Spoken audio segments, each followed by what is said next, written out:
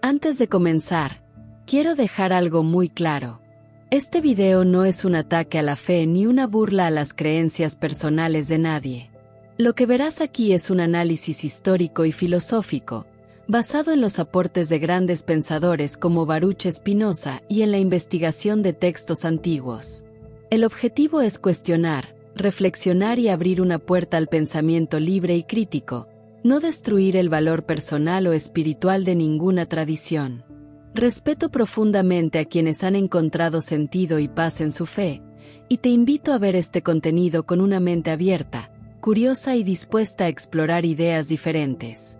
Al final, solo tú puedes decidir qué es verdad para ti. ¿Y si todo lo que te enseñaron sobre Jesús y la fe no fuera exactamente como te lo contaron? ¿Te atreverías a mirar de frente una verdad incómoda, incluso si sacude todo lo que crees saber sobre la vida, la muerte y la salvación? Detente un segundo y piensa. Más de 2.400 millones de personas en el mundo se identifican hoy como cristianas. Cada domingo, cerca de 1.000 millones de personas asisten a misa o a algún culto para reafirmar creencias que, según las estadísticas, más del 80% jamás ha cuestionado en profundidad.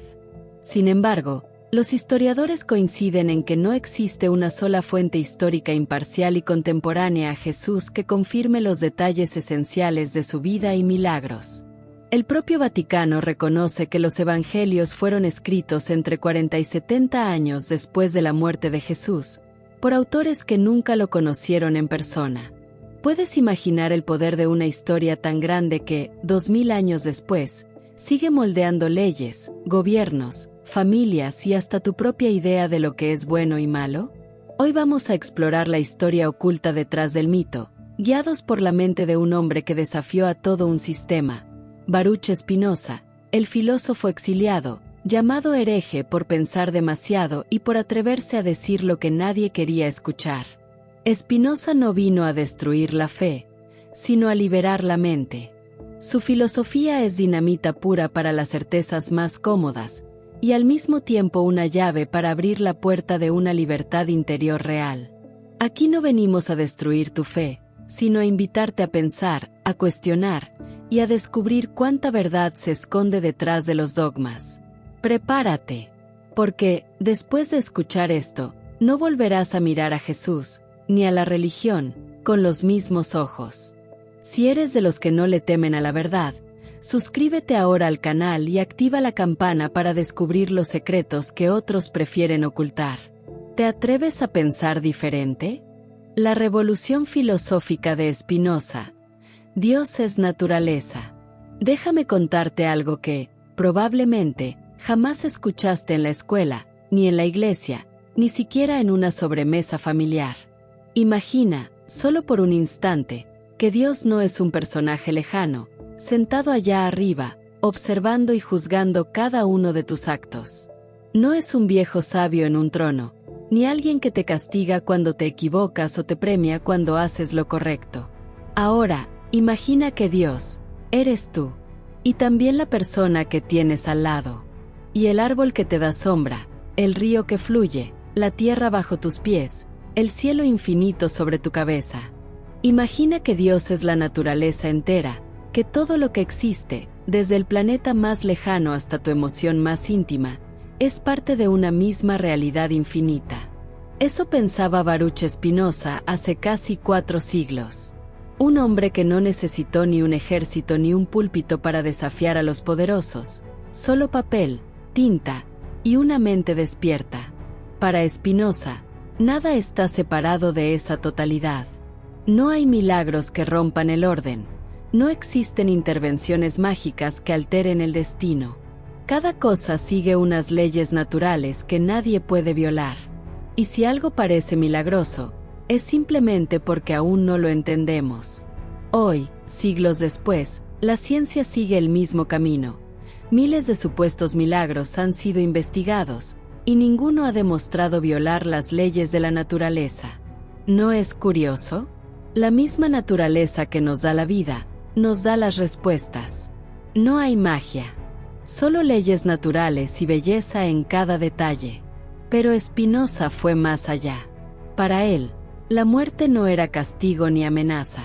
Es tan natural como nacer o crecer. No existe un infierno esperando, ni un paraíso reservado solo para unos pocos. Lo que hay es transformación. Cuando una hoja cae, nutre la tierra. Cuando un cuerpo muere, sus elementos se convierten en vida nueva. Todo cambia, nada se pierde. Y ahora, ¿cómo podemos conocer esta verdad? No por miedo, ni por tradición. Spinoza insistía, solo la razón, ese entendimiento claro y la mente despierta, puede acercarte a la verdad y la libertad. Creer sin entender, para él, es la peor forma de servidumbre. Años más tarde, Albert Einstein resumiría este pensamiento con una frase que aún hoy resuena. Mi religión consiste en una humilde admiración por el espíritu superior ilimitado que se revela en los pequeños detalles que podemos percibir con nuestras frágiles y débiles mentes. Esa convicción, profundamente emocional, del Dios de Spinoza. Mira a tu alrededor. Todo lo que ves, todo lo que eres, es parte de esa divinidad sin fronteras. ¿No te parece liberador pensar que la vida no está regida por el miedo al castigo ni la esperanza de un premio, sino por la oportunidad de entender, admirar y respetar la naturaleza y el orden de todo lo que existe? Tal vez Spinoza fue perseguido porque su visión no necesitaba templos, ni intermediarios, ni amenazas. Solo necesitaba personas dispuestas a abrir los ojos y ver lo sagrado en cada cosa, y en sí mismas. Ahora dime, ¿estás listo para mirar el mundo como Spinoza y descubrir que lo divino está en todo, incluso en ti? Déjame ponerte un ejemplo fácil, uno de esos que podrías vivir cualquier día. Imagina que sales a caminar temprano en la mañana. El aire es fresco, el sol apenas asoma entre los árboles, y de pronto ves una mariposa posada en una flor. En ese instante, no hay milagro en el sentido religioso tradicional. Pero si lo piensas como Spinoza, esa mariposa, esa flor, el aire que respiras y tú, ahí, observando, son expresiones de la misma realidad infinita. No eres un espectador ajeno a la vida, sino parte de esa vida en constante cambio. Cuando entiendes que todo está conectado, tus acciones cobran otro sentido. Cuando cuidas una planta, cuidas una parte de ti mismo. Cuando maltratas a otro ser, te lastimas a ti. Cuando respiras hondo y agradeces el momento, no le hablas a un Dios lejano, sino que reconoces lo sagrado en el presente, aquí y ahora.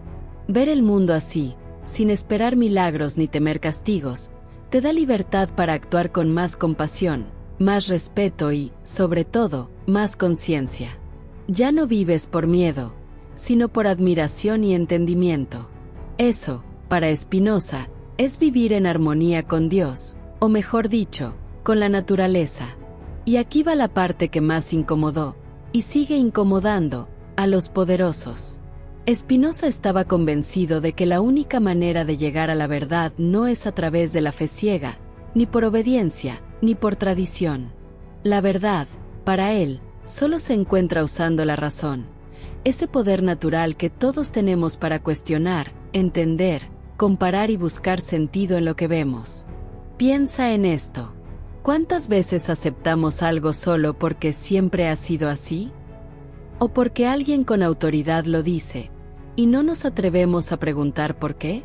Spinoza decía que el mayor pecado no es dudar, sino aceptar algo sin comprenderlo. La fe sin entendimiento es una jaula invisible. Te da consuelo, pero también puede encadenarte. Te pongo un ejemplo real y sencillo. Imagina que un médico te receta un medicamento sin explicarte nada. ¿Te lo tomarías solo porque él tiene una bata blanca? O imagina que escuchas un rumor sobre alguien que aprecias y lo crees sin conocer la historia completa. En ambos casos, tu vida se guía por la voz de otro, no por tu propio criterio. Ahora, traslada esto a la religión. Millones de personas en el mundo creen en dogmas, rituales y prohibiciones que jamás han entendido ni cuestionado. ¿Y si te digo que el 80% de los creyentes jamás ha leído completo el libro sagrado que defiende? Según una encuesta global de Pew Research, La mayoría de los fieles nunca han examinado críticamente las creencias que siguen. Para Spinoza, la verdadera libertad y la auténtica salvación llegan cuando te atreves a pensar por ti mismo, a buscar pruebas, a pedir claridad. No es malo dudar. Lo malo es vivir toda la vida creyendo sin entender. Así, la razón no es enemiga de la fe, es su única garantía contra el engaño y la superstición. Una fe que teme a las preguntas, tarde o temprano, se vuelve esclavitud. Ahora te pregunto, ¿te animas a buscar tus propias respuestas, aunque el camino sea incómodo? ¿O prefieres quedarte en la comodidad de lo que siempre te contaron? Tú decides. Pero recuerda, la razón, bien usada, no te aleja de lo sagrado, te acerca a la verdad. Desenmascarando a Jesús. Mito versus realidad. Vamos a dar un paso más allá. Quiero que dejes a un lado, por un momento, todo lo que te han enseñado sobre Jesús desde que eras niño. Imagina que tienes la oportunidad de mirar su historia como si fuera la primera vez, sin miedo, sin prejuicios, y con la valentía de hacer preguntas incómodas. ¿Jesús fue realmente el Hijo de Dios, como lo dice la religión, o fue un hombre extraordinario cuya vida fue transformada en mito por intereses humanos? Jesús, hombre o Dios. La gran estafa de la divinización. Baruch Spinoza, ese filósofo incómodo del que ya te hablé, no tenía dudas. Jesús fue un reformador judío, un hombre profundamente sabio, adelantado a su época, pero absolutamente humano. Nada de rayos celestiales ni poderes sobrenaturales. Jesús caminó, habló, enseñó, y murió como cualquiera de nosotros. Pero su mensaje de amor, justicia y libertad era tan poderoso, tan revolucionario para su tiempo, que terminó incomodando a los poderosos. ¿Y qué pasó después? Lo de siempre. La historia se fue contando, recontando, adornando y exagerando, hasta que aquel hombre real se convirtió en mito, y el mito, en dogma obligatorio. La Biblia, un texto humano, no divino. Aquí va un dato incómodo. La Biblia no es un libro caído del cielo.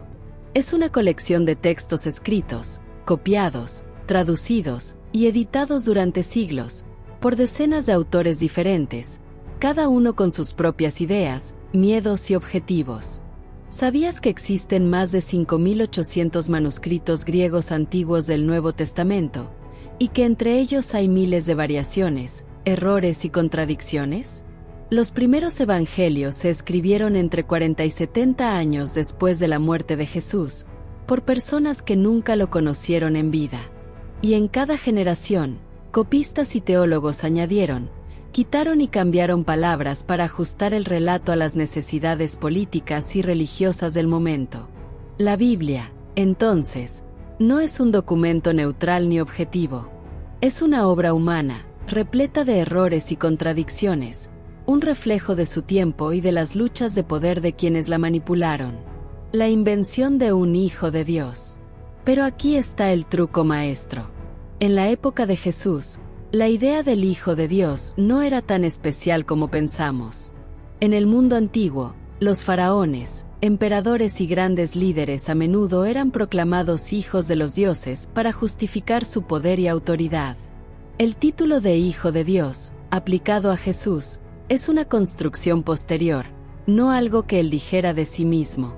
Lee los evangelios con atención y verás que, en ninguna parte, Jesús se proclama Dios. Él habla de Dios como Padre, sí, pero siempre con humildad, nunca como igual.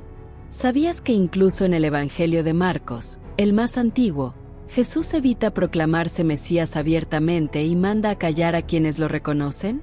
El título se fue agregando y reforzando con el tiempo, a medida que la comunidad cristiana necesitaba un líder divino, infalible y universal. Las profecías, vagas, sacadas de contexto y mal traducidas. Hablemos de las famosas profecías que anuncian la venida de Jesús.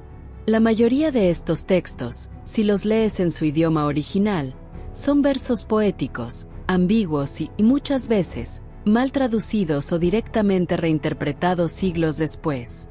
Por ejemplo, La famosa profecía de Isaías, donde se habla de una virgen que dará a luz, en hebreo original decía simplemente una joven. El error de traducción abrió la puerta a la invención del nacimiento virginal. Otra, los relatos sobre el lugar de nacimiento de Jesús fueron adaptados para que encajaran con las profecías sobre Belén, pero las mismas escrituras muestran detalles contradictorios sobre dónde y cómo nació realmente. Y así con decenas de supuestas profecías cumplidas. Son textos sueltos, reinterpretados con creatividad para construir la biografía perfecta de un Mesías que, en la historia real, nunca existió tal como nos lo contaron. La manipulación lingüística. Palabras que crean realidades. Ahora, detente y piensa en el poder de las palabras. Términos como redentor, salvador, hijo de Dios no son inocentes ni neutrales. Se usaron, y se siguen usando, para crear una realidad en la mente de las personas, una realidad que favorece la obediencia, el miedo y la devoción ciega. La religión, durante siglos, ha manejado el lenguaje como una herramienta de control. Cuando repites ciertas palabras suficientes veces, terminan convirtiéndose en verdad, aunque no tengan fundamento real. ¿Te das cuenta de lo fácil que es manipular la mente humana solo cambiando el significado de unas pocas palabras? ¿Y si Jesús solo quiso ser humano? Quizá lo más revolucionario de todo esto es pensar que Jesús nunca quiso ser adorado, sino entendido. Nunca buscó tronos ni altares, sino abrirle los ojos a su gente, invitarlos a amar, perdonar y vivir en libertad. Pero convertirlo en Hijo de Dios hizo posible que la Iglesia naciente tuviera una figura única, superior a cualquier otro líder, perfecta para ser adorada y obedecida sin cuestionamientos. El Jesús histórico, humano y libre, fue reemplazado por el Jesús mítico, intocable y divino.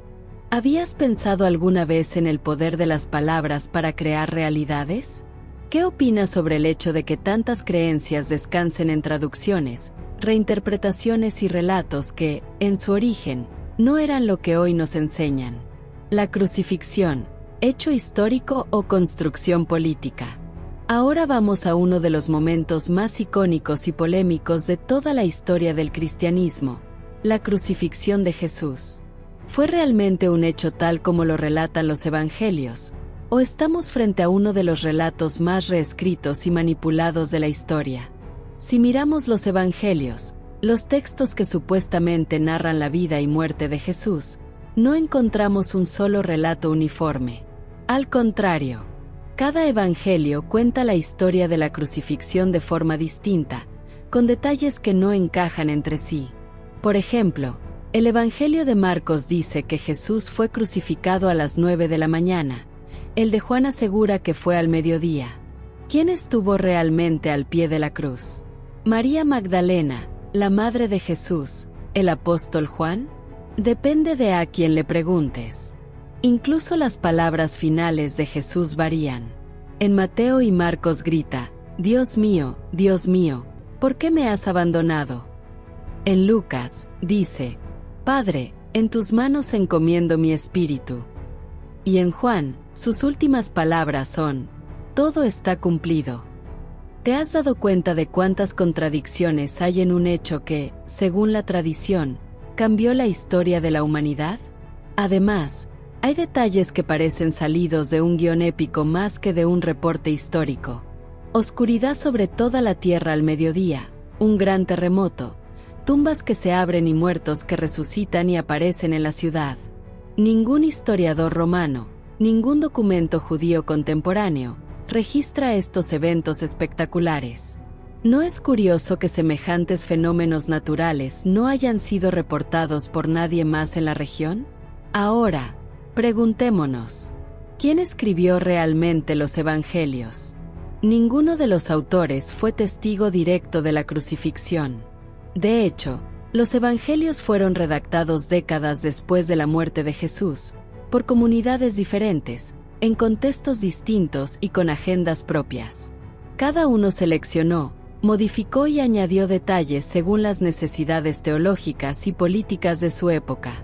No olvidemos que en el siglo I, Palestina estaba bajo dominio romano, y los seguidores de Jesús necesitaban justificar su fe ante un mundo hostil y diverso. Así, la crucifixión se fue reinterpretando y dramatizando para convertir a Jesús en un mártir supremo, digno de adoración universal. Y aquí viene un dato que suele pasar desapercibido. Para millones de musulmanes en todo el mundo, la crucifixión de Jesús nunca ocurrió. El Corán, el texto sagrado del Islam, afirma claramente que Jesús no fue crucificado, sino que solo lo pareció. Pero no lo mataron ni lo crucificaron, sino que así les pareció. Sura 4, 157.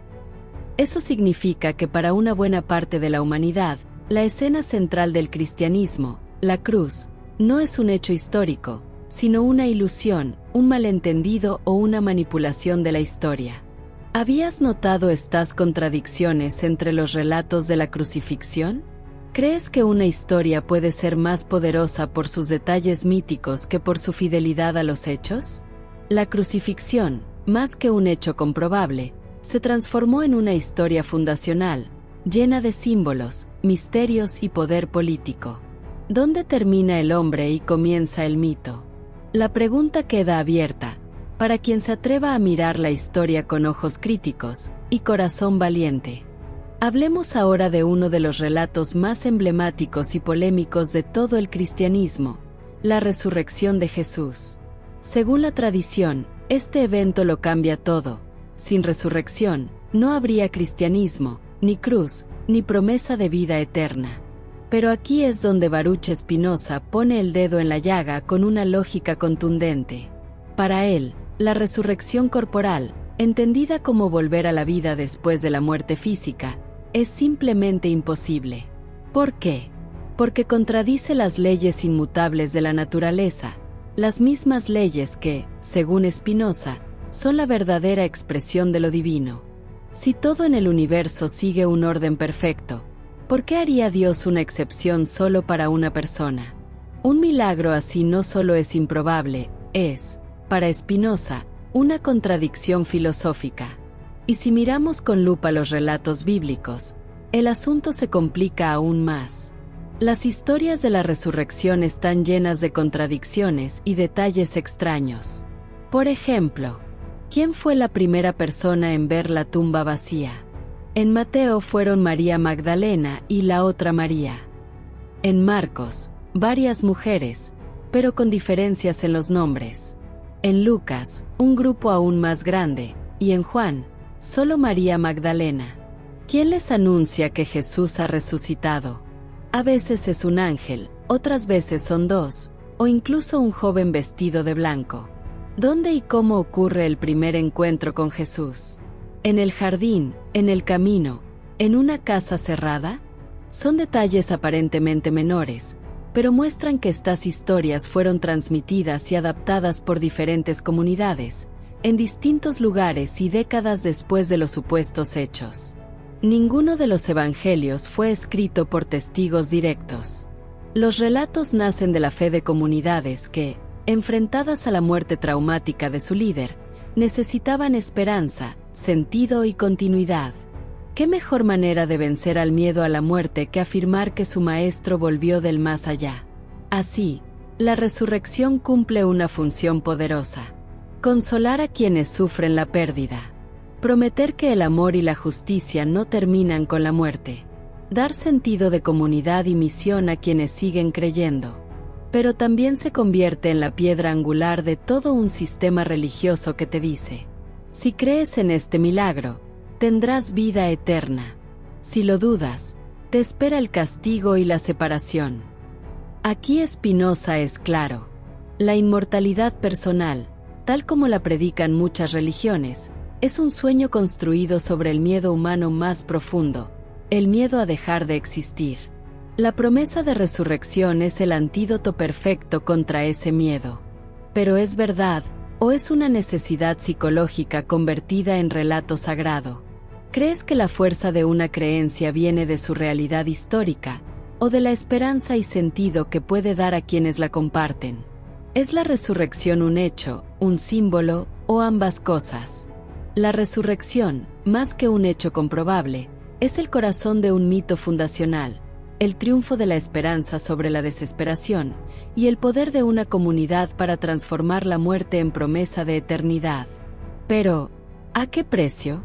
¿Vale más vivir con la verdad aunque duela, o con la ilusión que consuela? Tú decides hasta dónde quieres mirar. El gran silencio, la infancia censurada de Jesús y el control de la Iglesia. Ahora, déjame invitarte a mirar no lo que está en la Biblia, sino lo que no está. ¿Nunca te llamó la atención que, en la vida de Jesús, simplemente desaparecen casi 20 años? Piénsalo. Tenemos escenas de su nacimiento, su infancia en el templo, y de pronto, un salto misterioso. El siguiente capítulo lo muestra a los 30 años, ya adulto, ya maestro, ya carismático. Pero, ¿qué ocurrió en todo ese tiempo? ¿Cómo puede faltar tanta información sobre la figura más influyente de la historia occidental? Esta omisión no es casualidad. Es, literalmente, un agujero negro biográfico. Imagina que intentamos contar la historia de Albert Einstein, de Mahatma Gandhi, de cualquier líder transformador, y simplemente borramos 2 décadas de sus vidas. ¿Tendría sentido?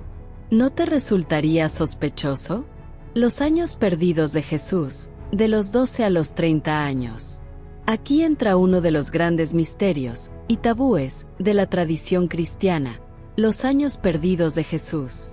Nada, absolutamente nada, sobre su adolescencia, juventud, sus aprendizajes, dudas, influencias. Es un silencio impuesto, y ese silencio grita más fuerte que cualquier palabra. Y cuando exploramos fuera del relato oficial, ¿qué encontramos?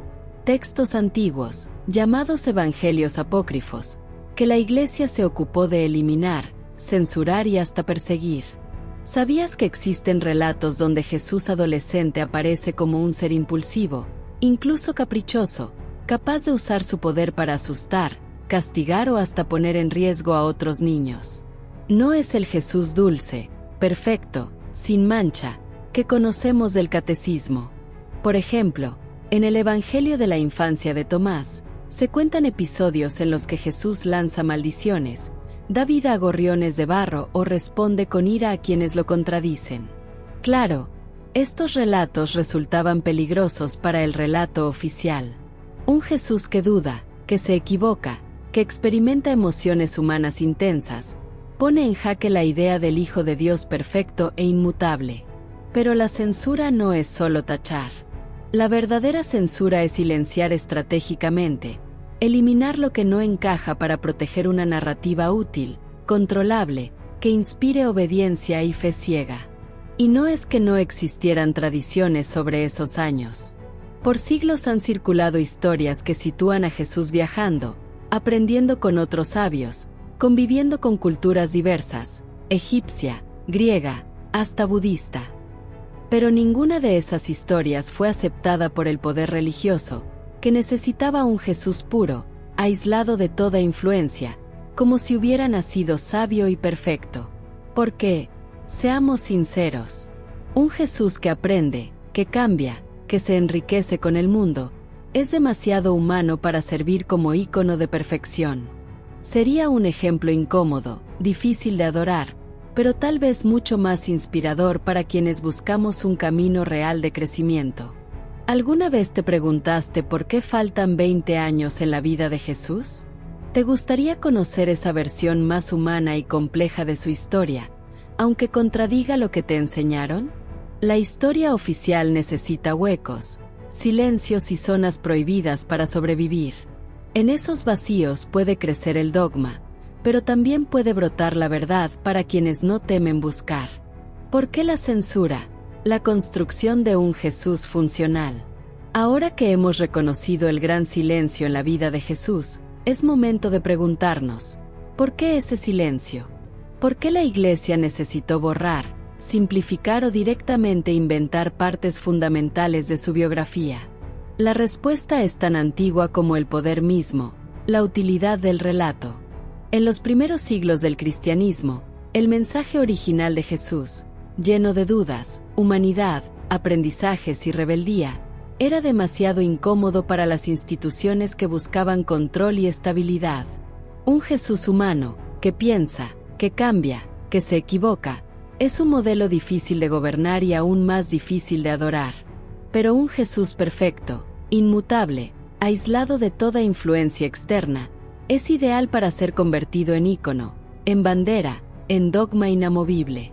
Por eso la Iglesia necesitó un Jesús funcional.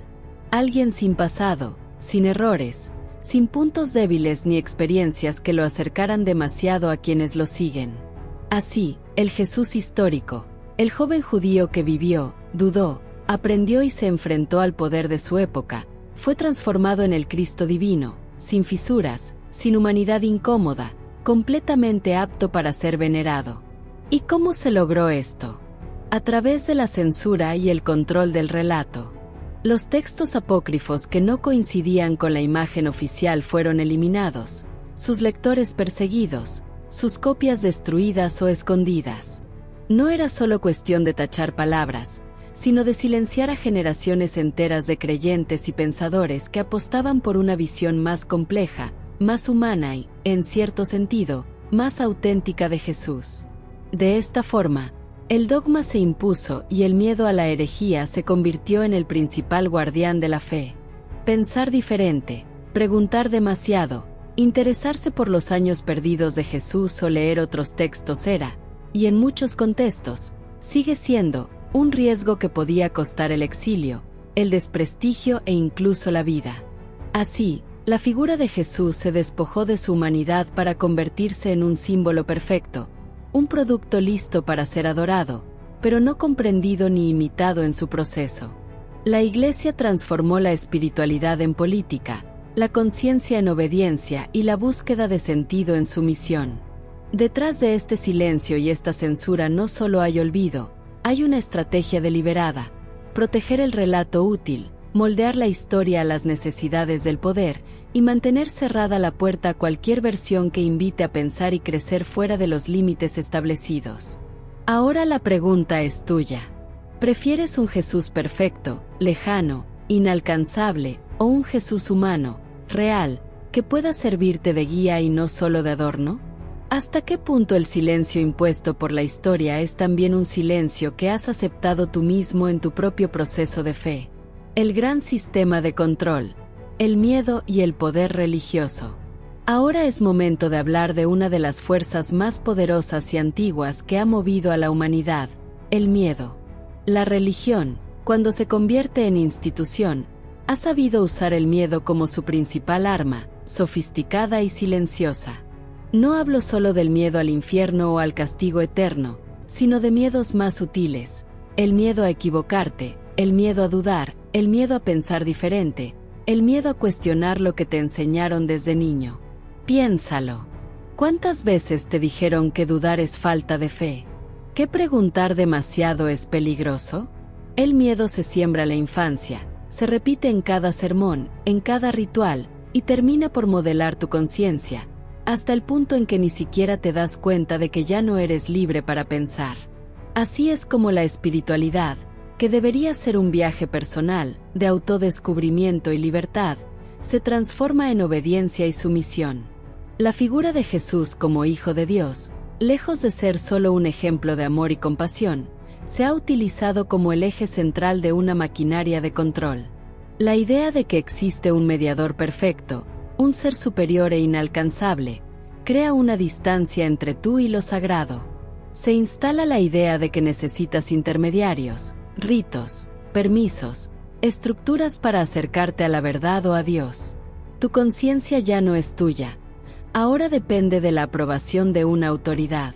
Las promesas de vida eterna y paraíso se convierten en caramelos envenenados. Se te enseña que todo sufrimiento tiene sentido si lo aceptas con obediencia, que aguantar injusticias, callar ante el abuso o resignarte al dolor será recompensado en un más allá glorioso, si es que te portas bien y no haces demasiadas preguntas incómodas. Así, la religión institucionalizada no solo controla lo que haces, sino también lo que piensas, lo que deseas, incluso lo que sueñas en silencio.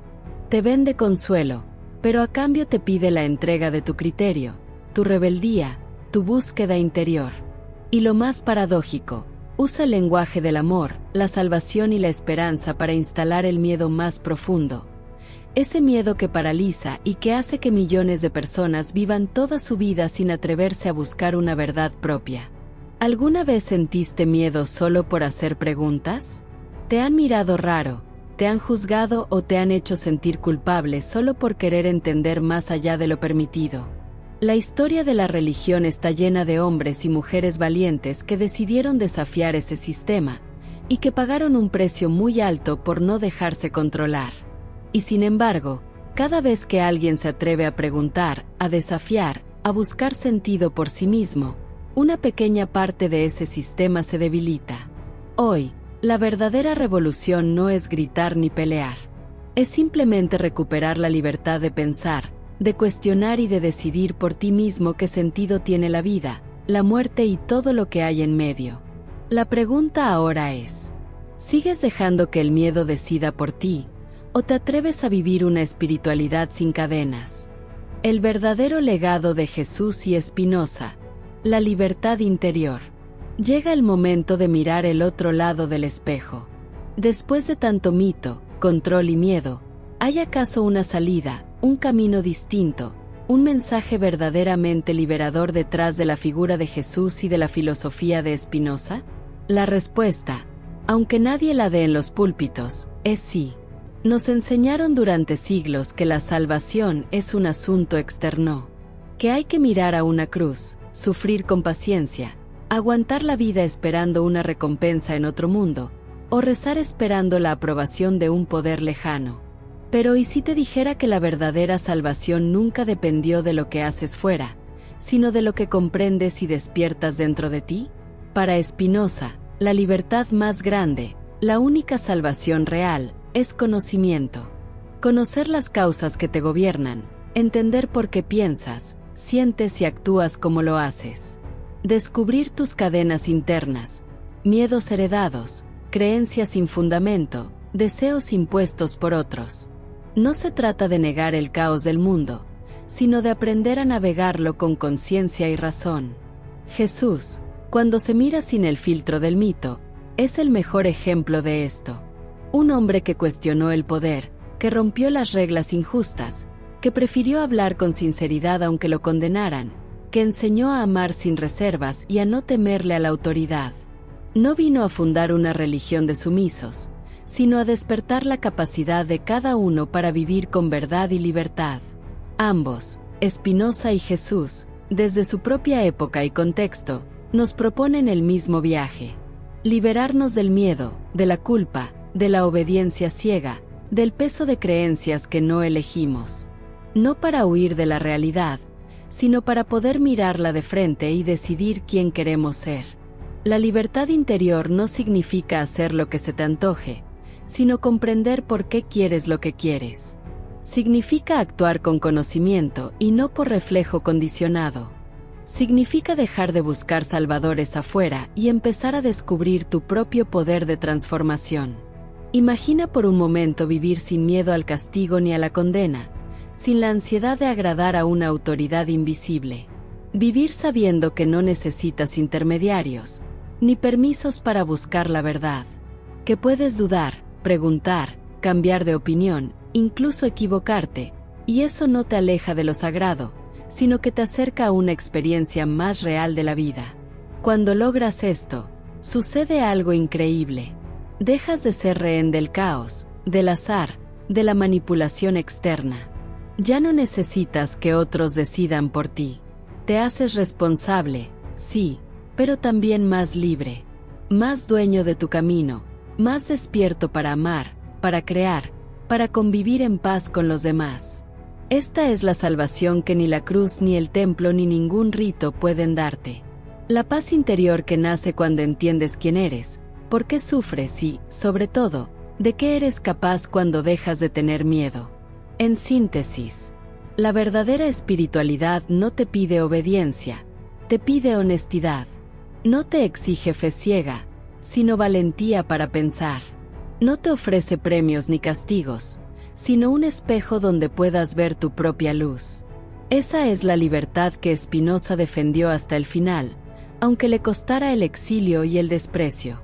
Y esa, también, es la libertad que el Jesús más humano, el que desafía, el que enseña, el que libera, vino a mostrar, aunque lo pagara con su vida. La pregunta para ti es simple pero enorme. ¿Estás dispuesto a buscar esa libertad, aunque derrumbe tus certezas más queridas? ¿Te animas a dejar atrás la sumisión y a encontrar la paz en el conocimiento, no en el miedo? Porque al final, como decían ambos, en diferentes palabras y épocas, nadie puede salvarte si no eres tú quien se atreve a despertar. Jesús como filósofo radical. Ahora te invito a mirar a Jesús de una manera totalmente distinta a la que seguramente te enseñaron. Deja por un momento la imagen del Salvador cósmico, del ser inalcanzable rodeado de milagros y tronos celestiales. Piensa en Jesús como lo que realmente fue para quienes lo conocieron, un filósofo radical. Un hombre que no llegó para pedir obediencia ciega, sino para invitar a la libertad, a la compasión, al autoconocimiento y a la rebeldía inteligente frente al poder injusto. Jesús habló con quienes nadie escuchaba, rompió reglas que nadie se atrevía a cuestionar, defendió la dignidad de los que no contaban y desafió, con hechos y palabras, los sistemas que ahogaban la libertad y el sentido de comunidad. No vino a fundar una iglesia poderosa, ni a crear jerarquías, sino mostrar que cada ser humano puede y debe pensar por sí mismo, amar de verdad y vivir con coraje y compasión. La verdadera resurrección de Jesús no está en cuerpos que vuelven de la tumba, sino en la fuerza de sus ideas, que sobreviven en cada persona que se atreve a pensar, a amar sin miedo y a actuar con justicia, incluso cuando todo el sistema se le opone. Esa es la inmortalidad real, que el eco de tu vida resuene en la libertad y el valor de quienes siguen tu ejemplo. Y aquí, la conexión con Spinoza es inevitable. Ambos fueron rebeldes pacíficos, buscadores incansables de la verdad interior, hombres que pagaron el precio de desafiar a los dogmas de su época y de atreverse a vivir según su conciencia, aunque les costara el exilio, el rechazo o incluso la vida. Jesús y Spinoza nos dejan el mismo mensaje esencial. No aceptes el mundo tal como te lo dan. No sigas creencias solo porque otros te lo imponen. Cuestiona, busca, aprende, y nunca renuncies al derecho a pensar por ti mismo, aunque eso signifique perder la seguridad de certezas antiguas. Porque solo quien se atreve a derrumbar sus propias certezas está realmente vivo, realmente libre, realmente abierto a la verdad. Y aquí va la pregunta final, directa y sin rodeos. ¿Estás dispuesto a cuestionarlo todo, incluso aquello que más amas o temes, aunque eso derrumbe tus certezas más queridas? La decisión, siempre, está en tus manos. El viaje hacia la libertad interior comienza con una sola pregunta, y la valentía de buscar la respuesta, cueste lo que cueste. Hoy hemos desmontado mitos, expuesto manipulaciones y revelado la verdadera naturaleza del poder religioso. Vimos cómo el miedo ha sido la herramienta, el silencio la estrategia, y la figura de Jesús, muchas veces, la víctima e instrumento de un sistema de control. Pero también descubrimos que hay otra opción, que la libertad no es un destino al que se llega de la mano de otro, sino un camino que se construye paso a paso, con conciencia, con claridad, con amor y, sobre todo, con valentía para pensar por uno mismo. No necesitas ídolos, ni intermediarios, ni cuentos para vivir una vida auténtica y profunda. Solo necesitas atreverte a pensar, a cuestionar y a buscar tu propia verdad, incluso si esa verdad sacude las bases de lo que siempre creíste.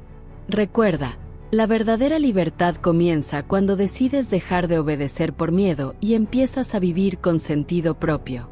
En un mundo donde la mayoría prefiere seguir órdenes y repetir lo que otros dicen, vivir con conciencia y libertad es el acto más revolucionario y poderoso que puedes elegir.